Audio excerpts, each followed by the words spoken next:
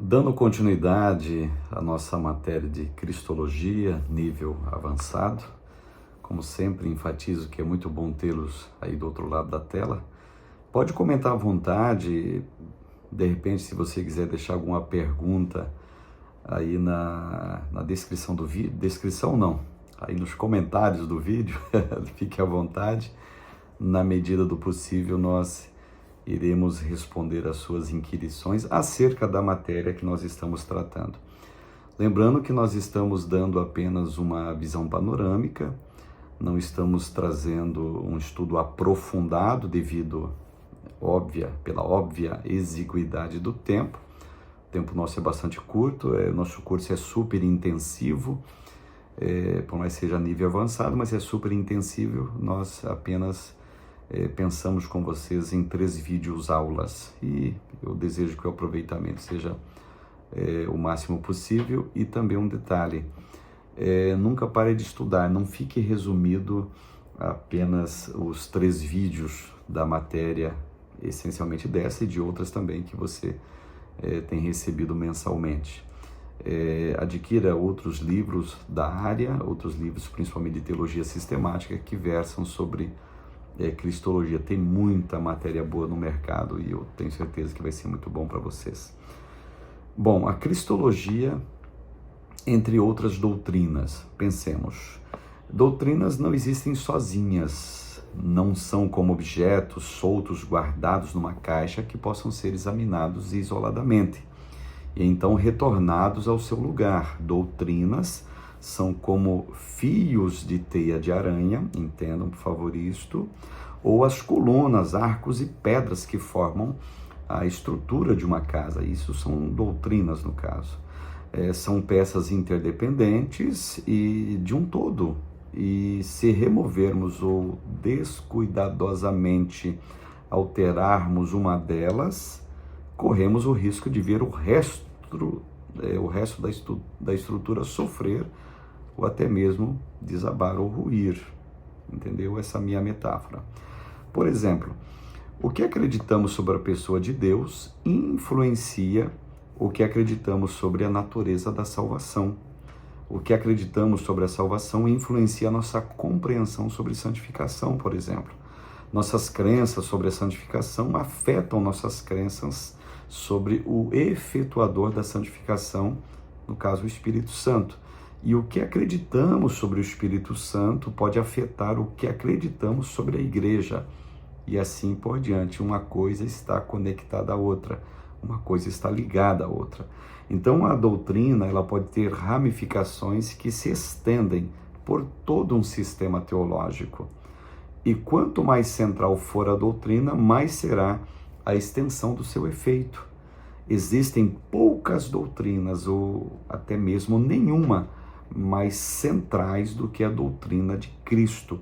Consequentemente, ela é quase inescapável na teologia sistemática. Então, toda outra doutrina nos confronta eventualmente com a pergunta de quem Jesus é. De que maneira esta resposta muda nossa compreensão da específica doutrina. Então, portanto, todas as doutrinas, elas vão ter, digamos assim, um ponto de apoio, vão ter uma interlocução, elas vão conversar, elas vão se interligar com a doutrina de Cristo. Me parece, e até não é um parecer meu, é uma afirmativa que eu vou tecer aqui para vocês, sem a doutrina de Cristo, ou seja, a Cristologia, as demais doutrinas não têm sentido, não têm razão de ser, porque todas elas, como se fossem tributários de um grande oceano, vão acabar desaguando nesse grande oceano. Então, portanto, as outras doutrinas são tributárias e canais de água que acabam desaguando no grande oceano que é a Cristologia, a doutrina de Cristo.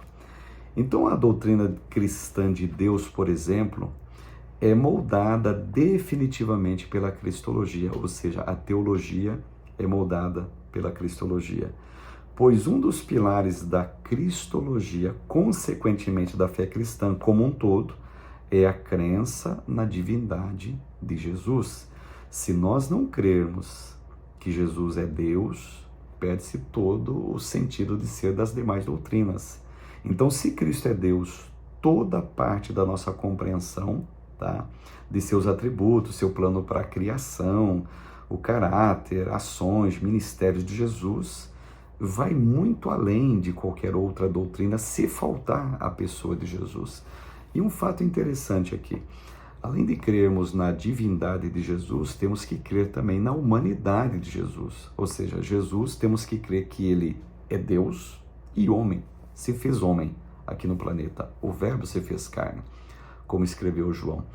Tanto é que João, lá na sua primeira epístola, ele vai deixar claro o seguinte: aqueles que não crê que Jesus esteve em carne aqui na terra, ele está debaixo da inspiração do espírito do anticristo. O espírito do anticristo, ele nega a divindade e a humanidade de Jesus. Me parece que até um tanto quanto é uma estratégia muito até nítida do anticristo, que a palavra anticristo significa em lugar de Cristo. É como se desde aquela época já soltasse de maneira, por assim dizer, espiritual, de maneira muito divulgada, a questão dizendo o seguinte: olha, esse Cristo aí que veio, ele não é o Cristo verdadeiro. E quem dizia isso de maneira espiritual, digamos assim, segundo João, é o espírito do anticristo. Por quê? Porque lá na frente, o Apocalipse, quando se revelar o anticristo, o falso Messias, aquele que em Daniel 9 vai fazer um pacto com Israel, aquele montado num cavalo branco, Apocalipse 6, que é a mesma besta que sobe do mar, e Apocalipse 13, ele vai basicamente dizer o seguinte: olha, desculpe, aquele Cristo lá daquela época, o filho de José, filho de Maria, não é o verdadeiro sou eu. Por isso que as ações do anticristo desde lá o primórdio, trazendo a ideia, não, Jesus não se fez em carne, ele não tem divindade, ele não tem humanidade, porque lá na frente o anticristo vai aparecer dizendo: eu sou o Cristo verdadeiro. Esse é o detalhe que muita gente até às vezes passa despercebido.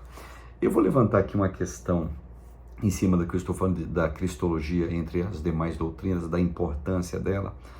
Eu vou levantar aqui uma reflexão que eu quero que vocês pensem, quero que vocês imaginem junto comigo. Até se você tiver acesso a um bloco de anotações, quem sabe você está anotando alguma coisa, quem sabe as nossas falas aqui te inspire a ir para outros campos de estudos na matéria. Uma questão para reflexão, preste bem atenção. A partir dos aspectos introdutórios, do que eu já trouxe até agora, analise a importância da cristologia para a compreensão de todo o cenário teológico.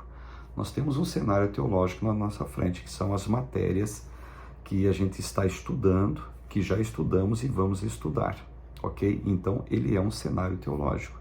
Teologia sistemática, a ética pastoral, introdução bíblica, panorama do Novo Testamento, do Antigo, todas as matérias de qualquer curso básico, médio, avançado, um bacharel, um doutorado, ele é um cenário escatológico. Então, a partir desse cenário escatológico, qual é o papel da cristologia nele? Aonde que a cristologia se insere? Qual é a importância dela? Então, quero que você pense comigo, quero que você anote, eu quero que você se inspire a responder para si próprio a importância da cristologia nos cenários escatológicos que a gente tem e o que a gente tem estudado e que vamos estudar ainda. E pensando em cristologia, também não deixamos de enfatizar a divindade de Cristo, que faz parte do campo cristológico. Então, um ponto de consenso entre quase todas as denominações cristãs, apesar de divergências teológicas em outras questões, é de comum acordo a respeito da divindade de Jesus. Então, todos creem que ele é divino, que ele é Deus.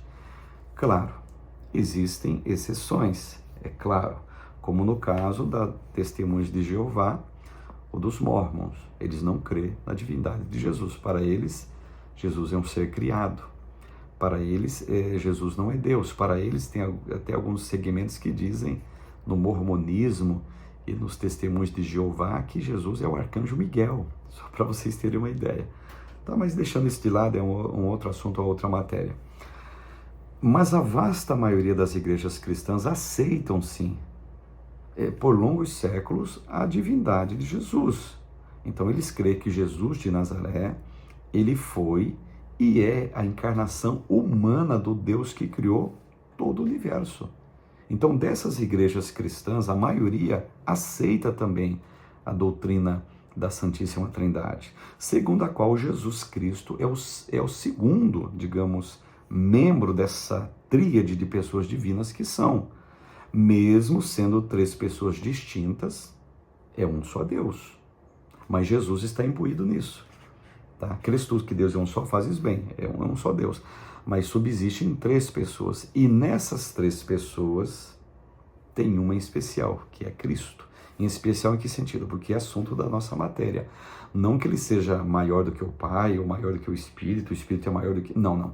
As três pessoas é como se fosse um grande sol, tá? Conforme disse Eusébio de Cesareia.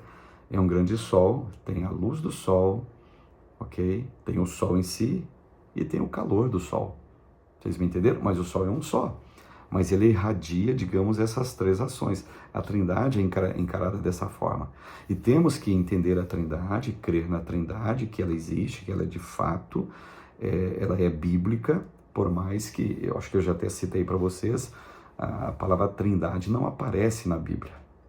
Tá? Mas isso não é, já que não tem na Bíblia, eu não vou crer na Trindade. Não é o caso. Ela está intrinsecamente documentada nas Escrituras.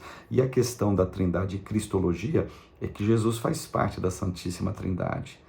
Ele é Deus que faz parte dessa Trindade. E é essencial que creiamos, sim, na existência da Trindade. O Espírito Santo é Deus, o Pai é Deus e Jesus é Deus, que é a Trindade, formando um só Deus. Eu sei que às vezes é complicado de entender, porque a Trindade também é um grande mistério de Deus. Mas em cima daquilo que a Bíblia nos ensina, Jesus sim é divino, Jesus é Deus e faz parte da doutrina da Santíssima Trindade.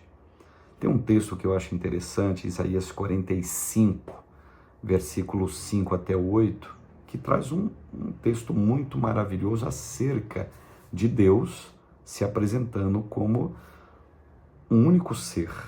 E esse ser, evidentemente, que se apresenta como três pessoas: Pai, Filho e Espírito Santo. Então, a palavra Trindade na verdade, melhor dizendo, ela não ocorre na Bíblia. Ela não está nem no Antigo e nem no Novo. E é importante nós crermos nisso, porque Jesus faz parte da Trindade. O que dá legalidade também para Jesus como Deus é que ele faz parte da Trindade. Ele está intrínseco a ela. Ele é, por assim dizer, o Deus Filho, que faz parte dessa Trindade. E aqui eu quero levantar uma outra questão para vocês pensar, uma questão de reflexão para nós também. Pensando na questão de Trindade, Jesus faz parte, isso aí é para provocar o senso crítico de cada um. Qual a importância da verdadeira compreensão, preste bem atenção, acerca da Trindade e da divindade de Jesus para a fé cristã? É importante isso? Ele faz parte da Trindade, evidentemente que ele faz parte. Então, se não crermos na Trindade, na existência dela, se formos adeptos ao arianismo, por exemplo, que não... aquele Ário, lá do século III, que não cria na Trindade. Inclusive, o Concílio de Nicéia aconteceu para derrubar a doutrina arianista que não cria na Trindade. Se nós formos adeptos a isso, quem sabe, observe, a nossa crença na divindade de Jesus, numa cristologia plena, numa cristologia bíblica, ela esteja em xeque. Então, devemos crer, sim, que o Pai é Deus, Jesus é Deus e o Espírito Santo é Deus. Mas a questão é, Jesus faz parte da Santíssima Trindade. Aquele Jesus mesmo que se fez carne aqui na terra. Aquele Jesus que João escreveu, o Verbo se fez carne e nós vimos a sua glória. Interessante que quando João começa o seu evangelho, é como se ele estivesse descrevendo Gênesis capítulo 1. Já percebeu? No princípio criou Deus os céus e a terra. Começa assim a Bíblia. E João começa o seu evangelho dizendo o seguinte: no princípio era o Verbo, e o Verbo estava com Deus, e o Verbo era Deus. É como se ele estivesse colocando Jesus como Deus lá no Antigo Testamento, no primeiro livro da Bíblia. Então Jesus, enfaticamente digo, ele é Deus.